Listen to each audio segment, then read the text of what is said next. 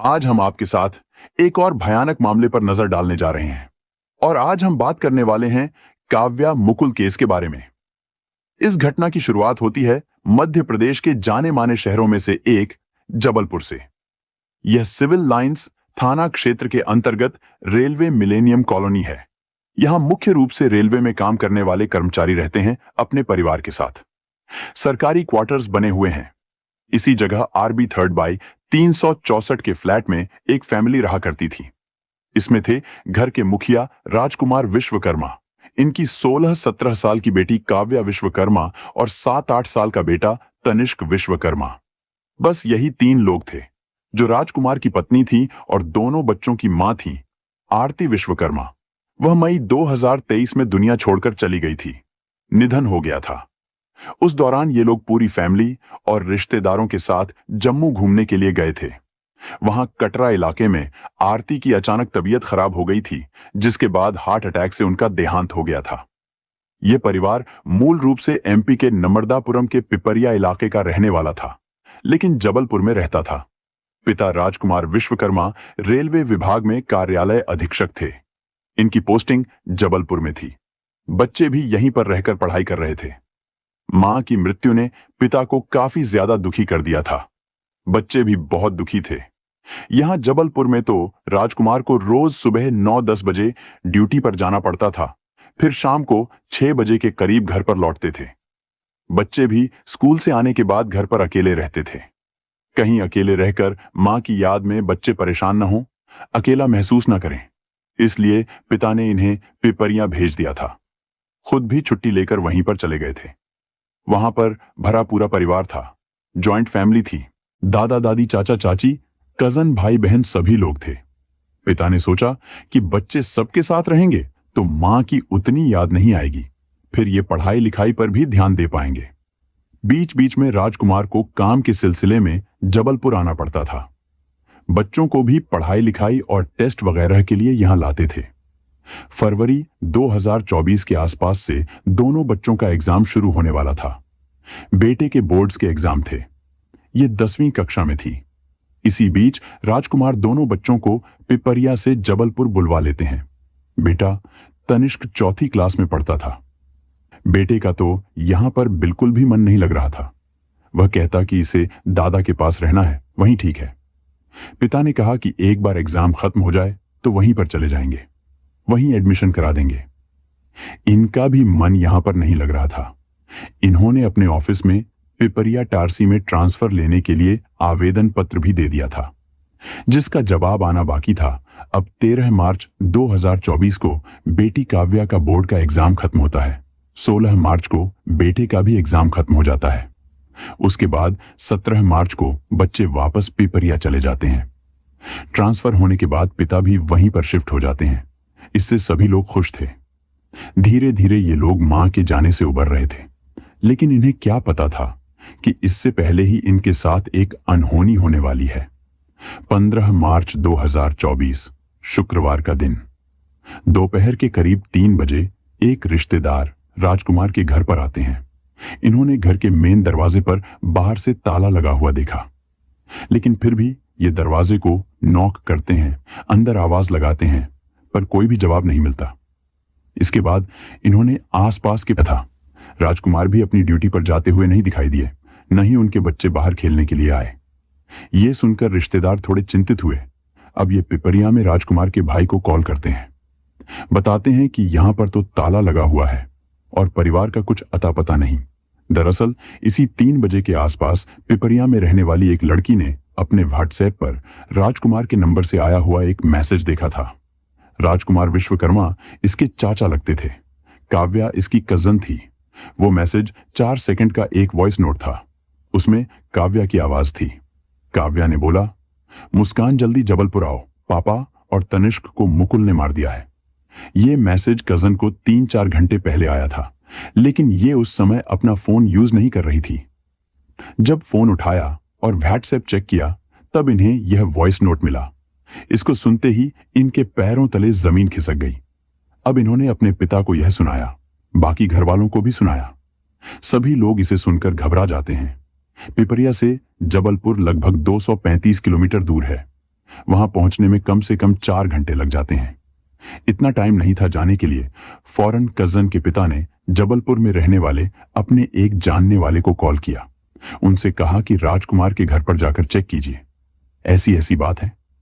जिसके बाद ही वह रिश्तेदार यहां घर पर आते हैं। बंद ताला देखने के बाद इन्होंने पिपरिया में कॉल करके इसके बारे में बताया। फिर हुआ कि पुलिस को बुलाइए और ताला तोड़कर अंदर जाइए। रिश्तेदार ऐसा ही करते हैं। इन्होंने सिविल लाइंस पुलिस स्टेशन में सूचना दी। थोड़ी ही देर में लोकल पुलिस और रेलवे पुलिस भी दोनों कॉलोनी में आते हैं।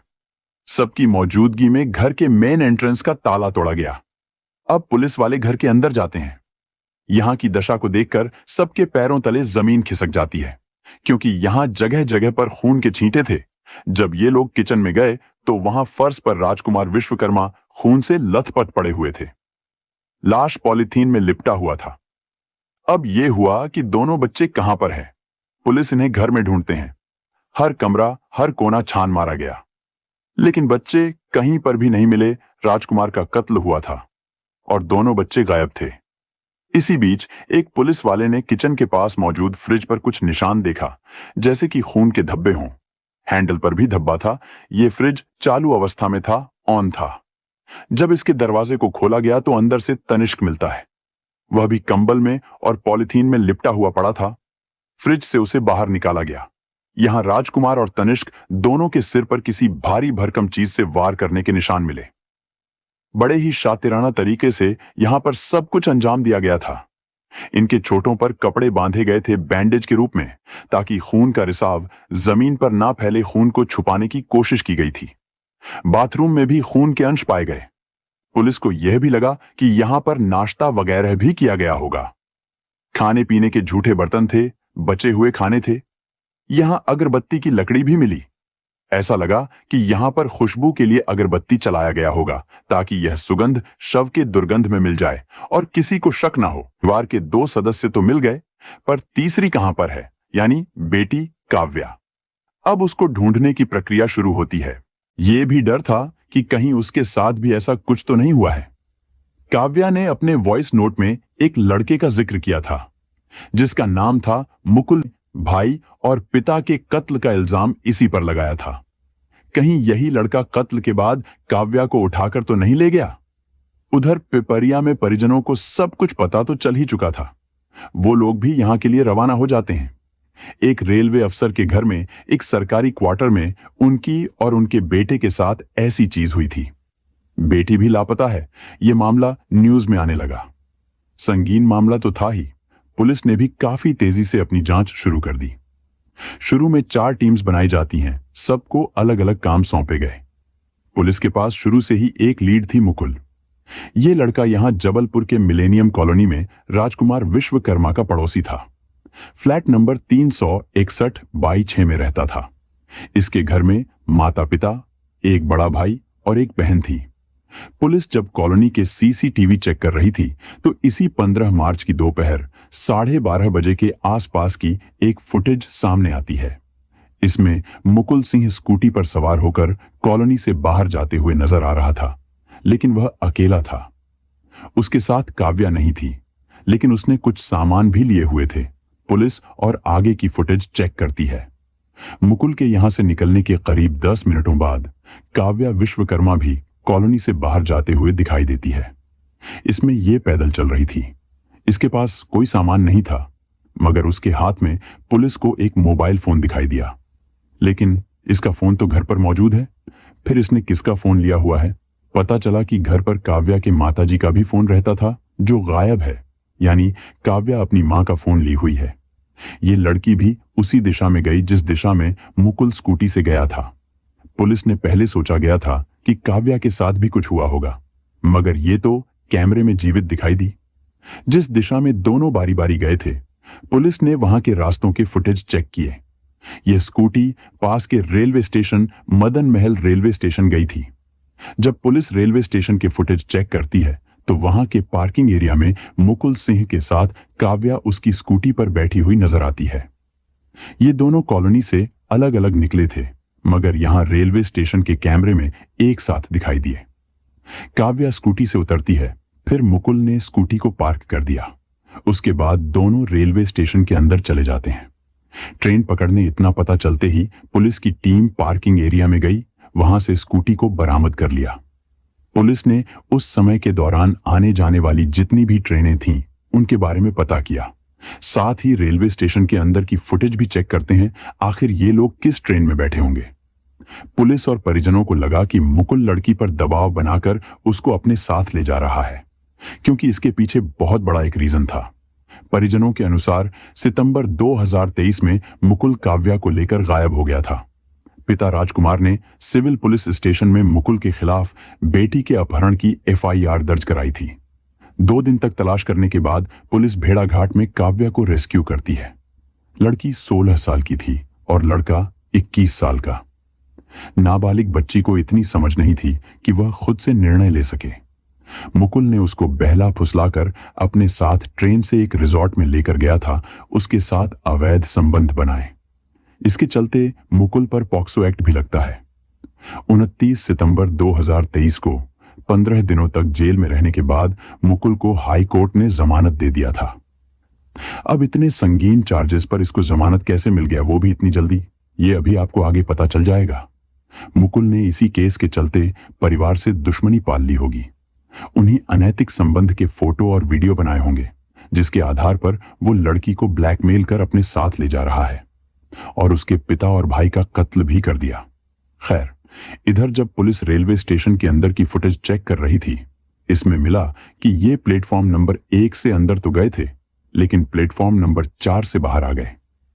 दोपहर 12:59 पर प्रवेश किया और 2 मिनट के अंदर ही दूसरे प्लेटफॉर्म से बाहर निकल गए। आखिर इन्होंने ऐसा क्यों किया, यह भी एक सवाल था।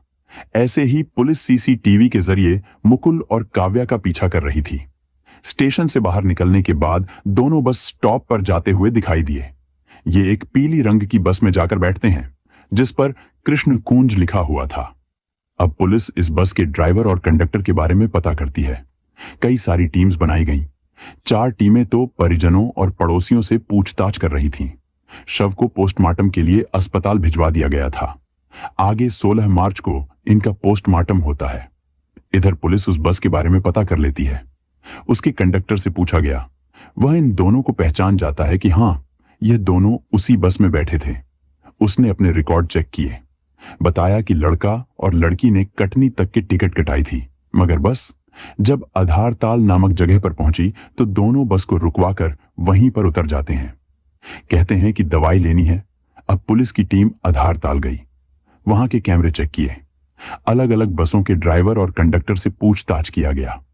एक दूसरी बस मिल जाता है जिसमें दोनों वापस से बैठे थे, कटनी जाने के लिए। इस बस में भी कटनी तक की टिकट कटाई थी, मगर ये बीच में सिहोरा नामक जगह पर उतर जाते हैं। अब पुलिस सिहोरा आ गई, वहां पर पता किया कि कौन से बस में वो लोग बैठे होंगे। यहां पर भी एक बस मिलता है जिसमें दोनों बैठे थे कटनी जाने के लिए।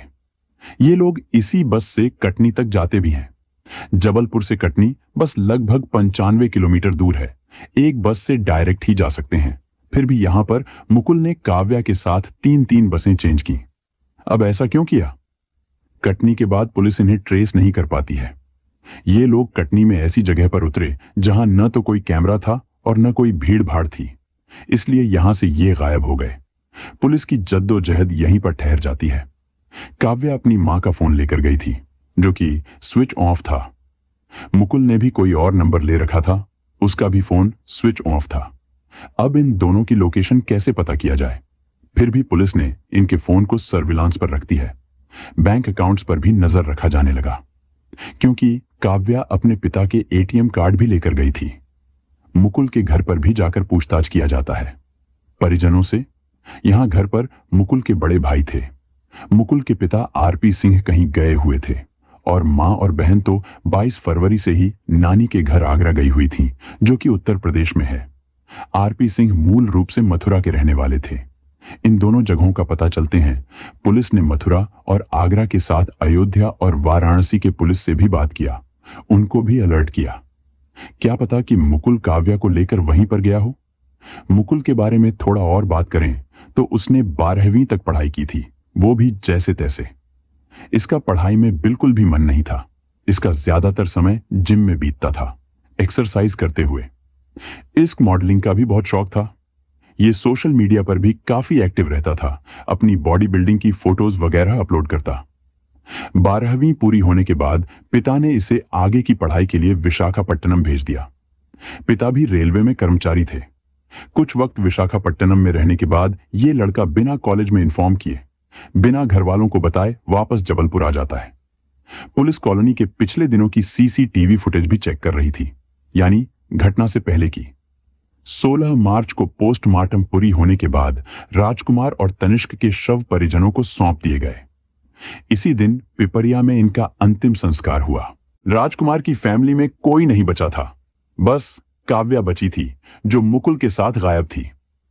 राजकुमार के बड़े भाई ने अपने छोटे भाई और भतीजे का अंतिम संस्कार किया। इन घटनाओं और शिकायतों के आधार पर पुलिस संज्ञान ले रही थी और जांच कर रही थी। घर में सबका रो रो कर बुरा हाल था। जल्द ही ये परिवार पिपरिया शिफ्ट होने वाला था, मगर अचानक से ये सारी घटना घटित हो गई। धीरे धीरे घर वालों को एहसास होने लगा कि काव्या मुकुल के साथ मिली तो नहीं है। अगर वो लड़का विवश करके ले गया तो काव्या के पास मोबाइल है, वो कॉल कर सकती है, आसपास चल रहे लोगों से मदद ले सकती है। मगर फुटेज के अनुसार वो लड़की उस लड़के के साथ आराम से चल रही है, हाथ पकड़कर चल रही है, कभी उसके पीछे पीछे चल रही है। उसके पास कई बार मौका था मुकुल के चंगुल से भागने का, लेकिन वह उसके साथ थी। उनके चलने के अंदाज से लग रहा था कि दोनों साथ में हैं, साजिश में एक साथ थे। आगे की जांच में पुलिस को 15 मार्च की एक और फुटेज मिलती है, कॉलोनी की, जो कि भोर के 3 बजे की थी। इसमें मुकुल काव्या के घर के पास जाते हुए दिख रहा था। ये बारी बारी कुछ सामान लेकर उसके घर की तरफ जा रहा था। इसने अपने हाथ में ग्लव्स वगैरह पहन रखे थे, बैग लिए हुए थे। इधर घर की छानबीन के दौरान पुलिस को घर के पिछले दरवाजे पर कुछ डैमेज मिला, जैसे वहां की सिटकुनी या ताले को गैस टॉर्च से तोड़ने की कोशिश की गई हो सकता है मुकुल इसी रास्ते से अंदर आया होगा। कैमरे में भी वह घर के पिछले हिस्से की तरफ जाता दिख रहा था। अब पुलिस के मन में एक और सवाल उठता है, अगर काव्या उसे प्यार करती थी, उसकी मर्जी से ये घर के अंदर गया, तो उसने दरवाजा क्यों नहीं खोला था? उसको गैस टॉर्च इस्तेमाल करने की क्या जरूरत थी? मुकुल ने जबरदस्ती एंट्री क्यों ली? कुछ पड़ोसियों और वॉचमैन से पता चला कि इन्होंने 15 मार्च की सुबह 7:30 बजे के आसपास काव्या के चीखने की आवाज सुनी गई थी। उसने पापा शब्द कहकर पुकारा था, वो भी जोर से। ये लोग भागकर उसके दरवाजे पर जाते हैं, दरवाजे को खटखटाते हैं, क्योंकि आवाज केवल एक ही बार आया था। हो सकता है कि बेटी ने कुछ देख लिया हो, कोई सपना देखा हो, किसी किरे वगैरह से डर गई हो। आगे 9 बजे दूध वाला भी घर पर आता है। पुलिस ने दूध वाले से बात की। इसके अनुसार डेली राजकुमार दूध लिया करते थे, मगर उस दिन काव्या ने ही दूध लिया। वैसे मां के जाने के बाद दोनों बच्चों की देखभाल पिता ही किया करते थे। इन्होंने कोई कुक या मेड नहीं रखा था, सब कुछ खुद ही करते थे। बच्चों के लिए नाश्ता बनाते, टिफिन तैयार करते, शाम को घर आकर डिनर पकाते, सफाई करते। पड़ोसियों के बयान से पुलिस को समझ में आया कि हत्या उसी समय हुई होगी जब काव्या ने चीखा था, यानी 7:30-8 बजे के आसपास। उसने अपना वॉइस मैसेज कजन को करीब 12 बजे के आसपास भेजा था। यह घर से निकली थी 12:40 के आसपास, यानी हत्या के बाद कई घंटों तक मुकुल और काव्या उसी घर में थे। इन दोनों ने आराम से नाश्ता वगैरह भी बनाकर खाया था, दूध पिया था। जब इन्हें लगा कि अब निकलना चाहिए, तो काव्या अपनी कजन को मैसेज भेजकर निकलती है। एक बार किसी सिक्योरिटी गार्ड ने काव्या और मुकुल को अकेले में देख लिया था। उन्होंने दोनों को पकड़ा और फटकार लगाई। काव्या से कहा कि तुम्हारे पिता को सब कुछ बता देंगे। मुकुल को थप्पड़ भी जड़ दिया था। फिर काव्या अपने पिता से उस सिक्योरिटी गार्ड के बारे में झूठ झूठ कहती है कि उसने इसका हाथ पकड़ा था, बदतमीजी की थी। इससे राजकुमार ने सिक्योरिटी गार्ड पर खूब गुस्सा किया और कहा कि जेल भिजवा देंगे। इसके चलते वो सिक्योरिटी गार्ड नौकरी छोड़कर चले जाते हैं। मुकुल के भाई से पता चला कि जब मुकुल के ऊपर पॉक्सो एक्ट लगा और वो जेल में रहा, फिर जब बाहर आया तो पहले के मुकाबले गुस्सैल हो चुका था। ढंग से किसी से बात नहीं करता था। कॉलोनी के बच्चों से भी बात करना बंद कर दिया था। वो कुछ बाहरी लड़कों से दोस्ती करने लगा था, जो कि कॉलोनी में आकर घूमती थे। इसके चलते पड़ोसियों ने मुकुल के माता पिता से शिकायत भी की कि मुकुल को कहिए कि वह अपने दोस्तों को कॉलोनी में न बुलाए। जेल से निकलने के बाद मुकुल को मूवीज देखने का शौक हो गया था। वह तेलुगु, तमिल, मलयालम जैसी भाषाओं की मूवीज हिंदी डबिंग में देखा करता था। खास तौर से क्राइम थ्रिलर मूवीज उसे ज्यादा पसंद आने लगी थीं। कहीं ऐसा तो नहीं कि वह इन मूवीज से हत्या का आइडिया ले रहा था? कहीं भागने का प्लान तो नहीं बनाया? थोड़ी छानबीन करने पर पुलिस को ऐसे ही कुछ मूवीज मिलती है। एहसास हुआ कि मुकुल ने वारदात को अंजाम देने से ज्यादा पुलिस से बचने के लिए इन मूवी से आइडिया लिया है। दोनों पूरी तैयारी के साथ भागे थे।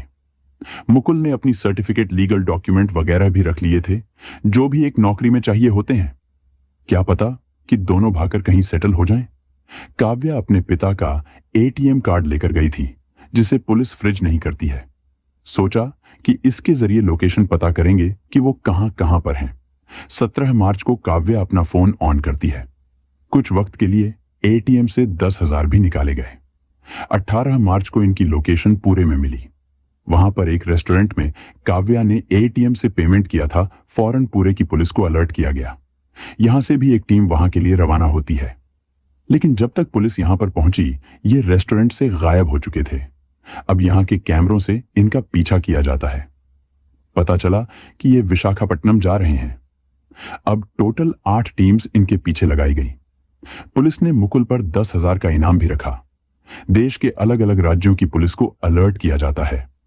पोस्टर छपवाए गए। सोशल मीडिया पर तो पहले से ही खबरें चल रही थीं। ये दोनों कभी बस में, कभी ट्रेन में, यहां तक कि बाइक से भी ट्रैवल करते थे। इनकी लोकेशन नेपाल और बांग्लादेश की बॉर्डर पर भी मिली थी। वहां की पुलिस को भी अलर्ट किया गया।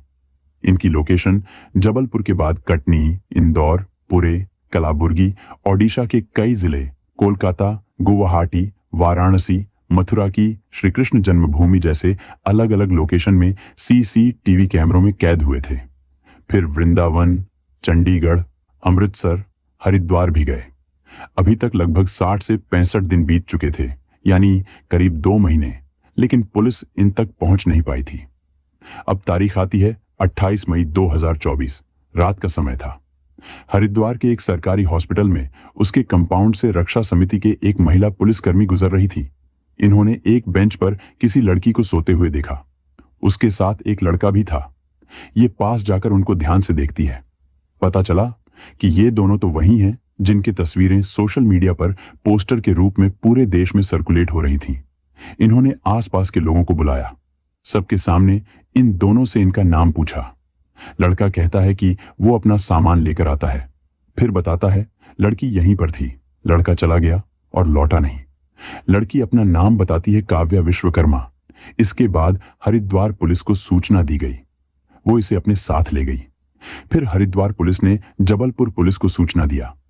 29 मई तक पुलिस को जबलपुर आई। पुलिस को जो भी चीजें जाननी थी, सब कुछ काव्या से पता चलने वाला था। यह बात तब की है जब काव्या अपने प्रेमी मुकुल के साथ पहली बार भागी थी, यानी सितंबर 2023 में।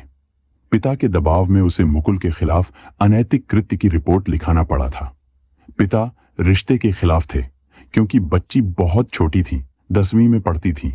अभी पढ़ाई भी पूरी नहीं हुआ था। उन्होंने कहा कि पहले पढ़ाई पूरी कर लो, उसके बाद देखेंगे। काव्या के पिता ने मुकुल के पिता को भी बोला कि अपने बेटे को समझा लीजिए।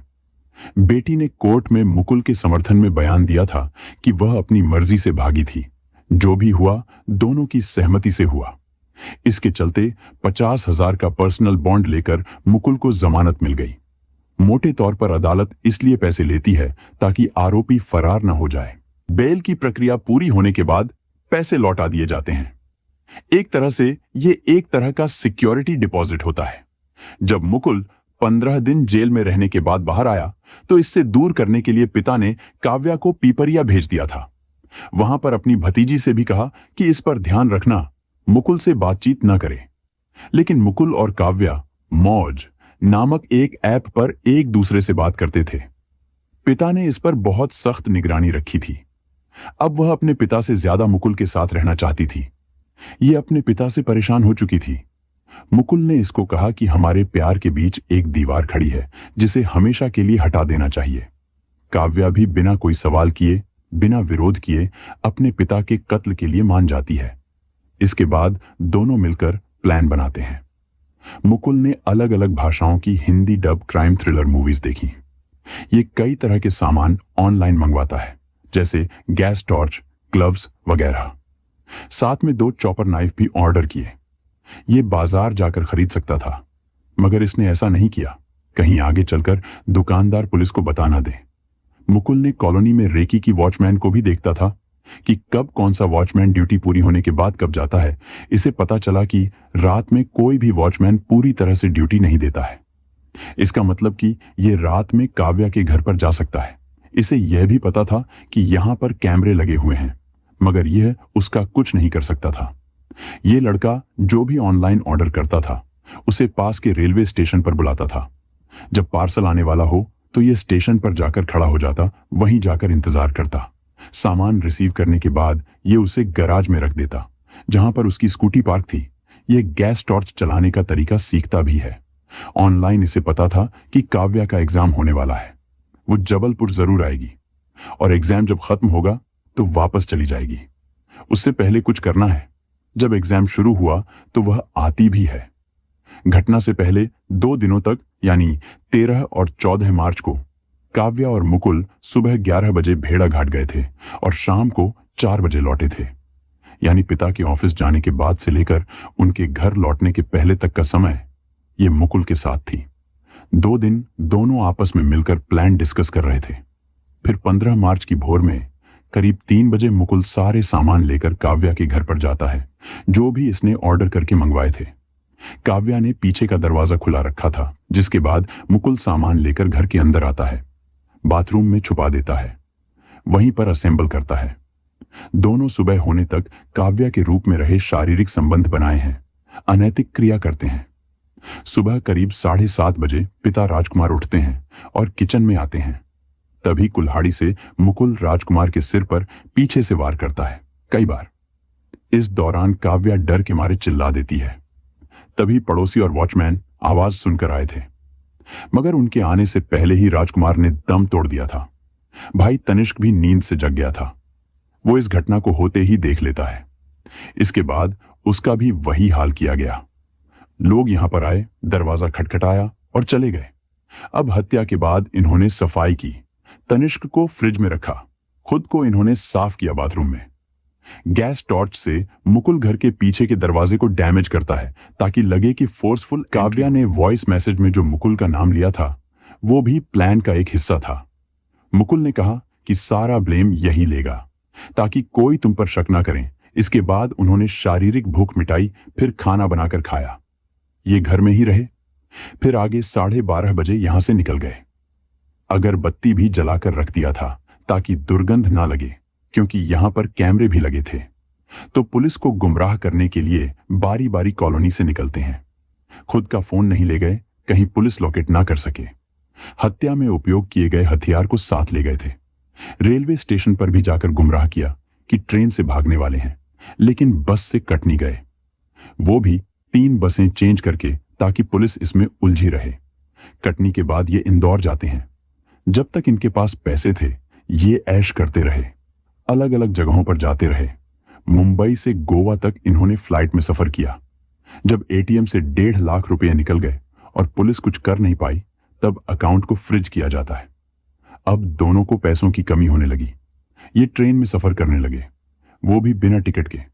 ट्रेन में ये सोते थे, खाने पीने के लिए मंदिर में जाते थे, गुरुद्वारे में जाते थे, वहां पर भंडारे में खाते थे। कुछ खाना पैक भी कराकर रखते थे। पुलिस के अनुसार इन्होंने एक जगह पर भीख भी मांगी और लोगों का झूठा भी खाया था। पहले तो ये ऐश करते थे, फिर खाने के लाले पड़ गए।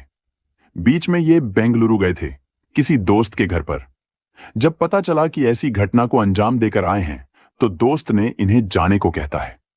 इन्होंने कुल्हाड़ी को बेंगलुरु में ही फेंक दिया। 30-31 मई की दरमियानी रात को Mukul Jabalpur civil lines police station में आकर सरेंडर कर देता है।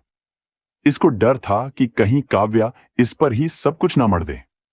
यह भी था कि जिसके लिए सब कुछ किया वही पकड़ी जा चुकी है, तो फिर इसके भागने का क्या फायदा। पुलिस इसको पकड़ नहीं पाई थी, बल्कि इसने खुद आकर सरेंडर किया था।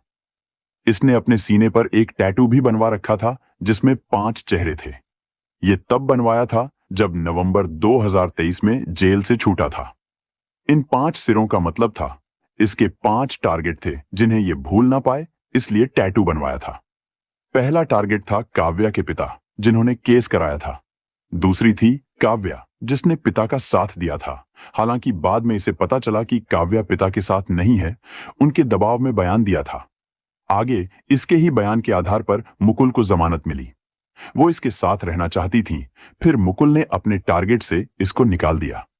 तीसरी थी वो महिला पुलिस अफसर, जिन्होंने उस केस की इन्वेस्टिगेशन करके इसको फंसाया था। चौथा था एक पड़ोसी, जो काव्या से मिलने पर रोक टोक करता था। पांचवी थी काव्या की कजन, जो उसको इससे फोन पर बात करने से रोकती थी। 1 जून को पुलिस दोनों को क्राइम रिक्रिएशन के लिए गई। पता चला कि दोनों शव को भागकर कहीं और ठिकाने लगाने वाले थे। उसके लिए 2 चॉपर भी ऑर्डर करके मंगवाए थे। लेकिन घटना के दौरान रक्त को देखकर इनकी हिम्मत नहीं हुई, जिसके बाद शव वहीं पर छोड़ दिया। पुलिस का कहना है कि जैसे काव्या ने कत्ल में साथ दिया है, इसके लिए ये लोग जुवेनाइल कोर्ट से अपील करेंगे कि नाबालिग होते हुए भी ऐसी साजिश रच रही है, इस पर एडल्ट की तरह केस चलना चाहिए। मुकुल जेल में है, काव्या भी जुवेनाइल होम में है। इन पर कार्रवाई चल रही है। ऐसे एक लड़की ने प्यार के लिए अपने प्रेमी के साथ मिलकर पिता और भाई के साथ ऐसी वारदात को अंजाम दिया। दोस्तों, इस घटना को सुनाने का मकसद किसी को दुखी करना या परेशान करना नहीं है, बल्कि आपको सतर्क और जागरूक करना है। हमारा उद्देश्य है कि आप इस जानकारी से कुछ सीखें और सावधान रहें। इस पूरी घटना पर आपके क्या विचार हैं? हमें कमेंट में जरूर बताएं। साथ ही आप इस वीडियो को किस शहर से देख रहे हैं, यह भी जरूर लिखें। अगर आपको हमारी मेहनत पसंद आई हो तो कृपया इस वीडियो को लाइक करें और अपने दोस्तों के साथ शेयर करें, ताकि यह जानकारी ज्यादा से ज्यादा लोगों तक पहुंच सके। अगर आपने अब तक हमारे चैनल को सब्सक्राइब नहीं किया है तो कृपया अभी सब्सक्राइब कर लें। धन्यवाद।